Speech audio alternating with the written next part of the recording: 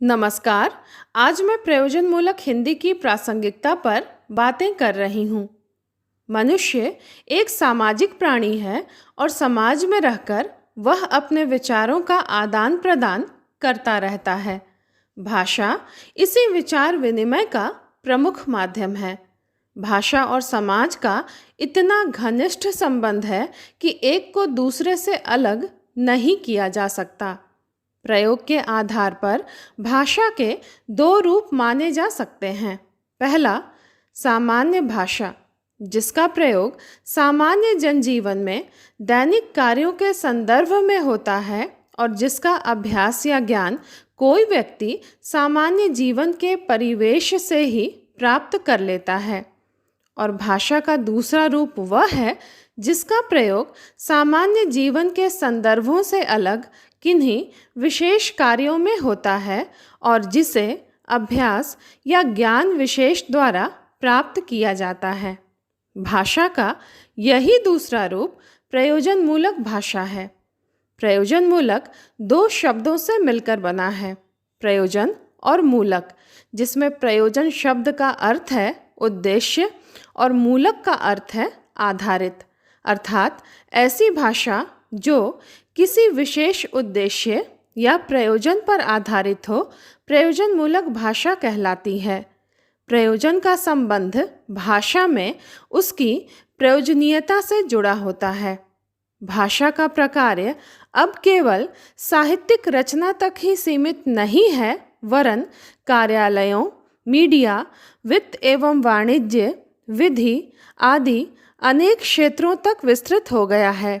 इन सभी क्षेत्रों में औपचारिक भाषा का प्रयोग हो रहा है, जिसे प्रयोजन मूलक भाषा के नाम से जाना जाता है। प्रयोजन मूलक हिंदी अंग्रेजी शब्द फंक्शनल हिंदी का पर्याय है। वस्तुतः प्रयोजन मूलक एक विशेषण है जो हिंदी के एक विशेष प्रयुक्त रूप के लिए विशेष हो गया है। ऐतिहासिक दृष्टि से अगर विचार किया जाए तो मुगल काल में प्रशासन आदि के कार्य अरबी फारसी में हुआ करते थे। अंग्रेजी शासन व्यवस्था में अरबी फारसी की जगह अंग्रेजी भाषा ने ले ली। उस समय की बात की जाए तो अंग्रेजी का प्रयोजन सीमित था, लेकिन वैज्ञानिक प्रगति के साथ साथ उसके प्रयोजन क्षेत्र भी बढ़ने लगे। अंग्रेजी के माध्यम से पाश्चात्य आधुनिक ज्ञान विज्ञान भारत आया। प्रशासन का माध्यम अंग्रेजी होने के कारण लोगों ने उसी के माध्यम से पढ़कर ज्ञान विज्ञान के विविध रूपों को सीखा तथा विकसित किया। वर्तमान में भी यह हमारे अध्ययन का आवश्यक माध्यम है। स्वतंत्रता प्राप्ति के पश्चात हिंदी राजभाषा के रूप में प्रतिष्ठित हुई। राजभाषा बनने के बाद हिंदी के विकास के लिए कई योजनाएं बनाई गईं। सर्वप्रथम तो हिंदी के प्रयोग एवं विकास के लिए पारिभाषिक शब्दावली की रचना की आवश्यकता थी, क्योंकि लंबे समय से प्रशासन का कार्य अंग्रेजी भाषा ने संभाल रखा था। इस दिशा में ध्यान केंद्रित करते हुए पारिभाषिक शब्दावली आयोग की स्थापना हुई, जिसका स्पष्ट उद्देश्य था ज्ञान विज्ञान, विधि, व्यापार, अभियांत्रिकी, वाणिज्य, प्रशासन संबंधी आदि क्षेत्रों से संबंधित हिंदी शब्दावली को तैयार करना। हमारा देश बहुभाषी है, परंतु बोलने वालों की संख्या के आधार पर हिंदी अग्रणी है। इसी कारण हिंदी हमारे देश की राष्ट्रभाषा है। अंग्रेजी के प्रतिनिधि रूप का स्थान आज हिंदी ने एक हद तक ले लिया है। जनसंचार, ज्ञान विज्ञान, शिक्षा आदि के प्रचार प्रसार के साथ साथ कई अन्य क्षेत्रों में हिंदी का प्रयोग लगातार बढ़ रहा है। जहां स्वतंत्रता के पहले हिंदी की स्थिति संतोषजनक नहीं थी, वह सिर्फ साहित्य की भाषा बनकर रह गई थी, वहीं स्वतंत्रता प्राप्ति के बाद हिंदी ने राजभाषा के पद पर आसीन होकर अपनी साहित्यिक सीमा से आगे बढ़कर व्यवहारिक रूप को भी ग्रहण कर लिया। वर्तमान में हिंदी के इसी व्यवहारिक रूप ने विविध क्षेत्रों में इसे असीम शक्ति प्रदान की है।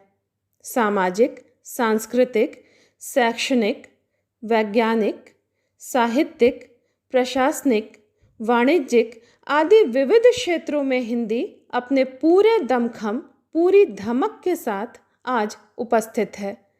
आज टेलीविज़न पर अनेक हिंदी समाचार चैनल हैं, जैसे आज तक, स्टार न्यूज़, एनडीटीवी, दूरदर्शन आदि, जो हिंदी की प्रयोजनीयता के सशक्त माध्यम हैं, जिस कारण हिंदी रोजगार की भाषा बनकर उभरी है। इस क्षेत्र में न केवल रोजगार के अवसर हैं, बल्कि प्रसिद्धि और प्रतिष्ठा का मार्ग भी खुला हुआ है। हजारों समाचार पत्र पत्रिकाएं, रेडियो के कार्यक्रम हिंदी की प्रयोजनीयता से जुड़े हैं। अगर विज्ञापन की बात की जाए तो वह हिंदी की प्रयोजन मूलकता से सीधे सीधे संबंधित है। विज्ञापन कंपनियों में अच्छे स्लोगन बनाने वालों को अच्छा खासा वेतन दिया जाता है। बड़ी बड़ी अंतर्राष्ट्रीय कंपनियों ने भी अपने प्रचार प्रसार का माध्यम हिंदी को ही चुना है। उदाहरण के लिए हम कुछ विज्ञापन की पंक्तियों को देख सकते हैं, जैसे कोका कोला कंपनी का प्रसिद्ध स्लोगन है, ठंडा मतलब कोका कोला। उसी प्रकार माउंटेन ड्यू का स्लोगन है, डर के आगे जीत है। हीरो होंडा का स्लोगन है, हीरो होंडा देश की धड़कन। या डेयरी मिल्क का प्रसिद्ध स्लोगन है, कुछ मीठा हो जाए। हिंदी की प्रयोजन परकता विविध क्षेत्रों में दिखलाई पड़ती है। प्रशासनिक अधिकारी, शिक्षक, अनुवादक, हिंदी अधिकारी, प्राध्यापक, लेखक, अभिनेता आदि हिंदी में दक्षता प्राप्त कर बना जा सकता है। मीडिया के बढ़ते प्रभाव के कारण पत्रकारिता के क्षेत्र में, जैसे समाचार पत्र पत्रिकाओं, पुस्तक प्रकाशकों, संवाददाता, समाचार वाचक, प्रूफ रीडर, समाचार संकलनकर्ता, रेडियो में उद्घोषक के साथ साथ मनोरंजन और खेल चैनलों में भी हिंदी की प्रयोजन परकता बढ़ी है।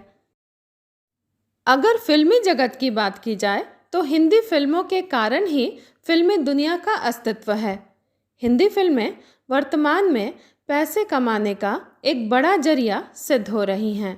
कई दूसरी देशी विदेशी भाषाओं की फिल्में हिंदी में अनुदित होकर सफलता के झंडे गाड़ रही हैं। देश भर के सरकारी कार्यालयों की अगर बात की जाए तो वहाँ भी अनुवादकों के हजारों पद हैं, जहाँ अपनी अनुवादकीय क्षमता के आधार पर हम नौकरी पा सकते हैं। सूचना तकनीकी की तेजी के बावजूद आज भी मुद्रित सामग्री के पाठकों में कोई अंतर नहीं आया है। आज कई पत्र पत्रिकाएं हैं जो लेखकों को पर्याप्त मानदेय दे रही हैं। इसके साथ हिंदी भाषा के वैश्विक महत्व को देखते समझते हुए विभिन्न देशी विदेशी विश्वविद्यालयों में हिंदी का अध्ययन, अध्यापन एवं अनुसंधान भी अत्यधिक मात्रा में हो रहा है। कनाडा, जापान, अमेरिका, रूस, मॉरिशस, चीन आदि देशों में हिंदी की जानकारी रखने वाले दक्ष लोगों के लिए रोजगार की असीम संभावनाएं हैं। इस प्रकार प्रयोजन मूलक हिंदी का बहुआयामी क्षेत्र है, जहां हिंदी अपने विशिष्ट लक्ष्य की प्राप्ति के लिए प्रयुक्त हो रही है। आज सूचना क्रांति के इस युग में बड़ी संख्या में शासकीय तथा निजी संस्थानों में कंप्यूटरीकरण हुआ है, जिस कारण परंपरागत कामकाज के तरीकों में पर्याप्त परिवर्तन हुआ है। साहित्य, संस्कृति, दैनिक गतिविधियों के साथ साथ व्यावसायिक क्षेत्रों में कंप्यूटर के प्रयोग से एक नई चेतना प्रस्फुटित हुई है। हिंदी का विविध क्षेत्रों में प्रयोग के कारण वह अर्थतंत्र से जुड़कर व्यापार जगत की भाषा बन रही है। संसार की चाहे कोई भी भाषा हो, उसका ज्ञान कभी भी गलत नहीं होता, बल्कि हमारी तो यह कोशिश होनी चाहिए कि हम अधिक से अधिक भाषाओं में महारत हासिल करें। हिंदी हमारी मातृभाषा है, बोलचाल की भाषा है, संपर्क भाषा है, राजभाषा है, राष्ट्रभाषा है। इसके बावजूद हिंदी को अपने ही देश में कई स्थलों पर संघर्ष करते हुए देखा जा सकता है। आज भी अंग्रेजी ने हर क्षेत्र में प्रभुत्व जमा रखा है।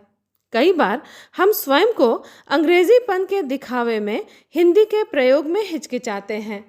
इसी अंग्रेजीपन के दिखावे के कारण हम हिंदी के साथ अंग्रेजी जबरदस्ती मिश्रित कर बोलने लगे हैं, जो भाषा न तो हिंदी है ना ही अंग्रेजी, परंतु हिंग्लिश बनकर जरूर रह गई है। अंग्रेजी का ज्ञान जरूरी है, पर उतना ही जरूरी हिंदी का ज्ञान भी है। हिंदी के प्रख्यात कथाकार एवं आलोचक राजेंद्र यादव ने हिंदी की प्रयोजनीयता के संदर्भ में लिखा है, किसी भी भाषा के विकास की संभावना तब दिखती है जब उस माध्यम में बेहतर शिक्षा की व्यवस्था हो। कोई भी भाषा भावना से नहीं पनपती। भाषा के साथ कमाने खाने का तरीका क्या होगा, इस पर सोचने की किसी को फुर्सत नहीं। आज हिंदी की प्रयोजनीयता निश्चित रूप से बढ़ी है, परंतु हिंदी विकास के चरम शिखर पर है, यह भी डंके की चोट पर नहीं कहा जा सकता। इसलिए आज यह अति आवश्यक है कि विभिन्न विषयों के अध्येता एवं विद्वान हिंदी की प्रयोजनमूलक योग्यता वृद्धि में अपनी भूमिका निर्धारित करें।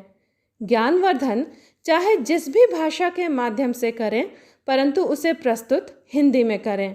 तभी हिंदी का व्यापक प्रचार प्रसार होगा और हिंदी की प्रयोजनीयता बढ़ेगी। निस्संदेह अपनी विशेषताओं को समेटे प्रयोजनमूलक हिंदी की प्रासंगिकता अक्षुण्ण है।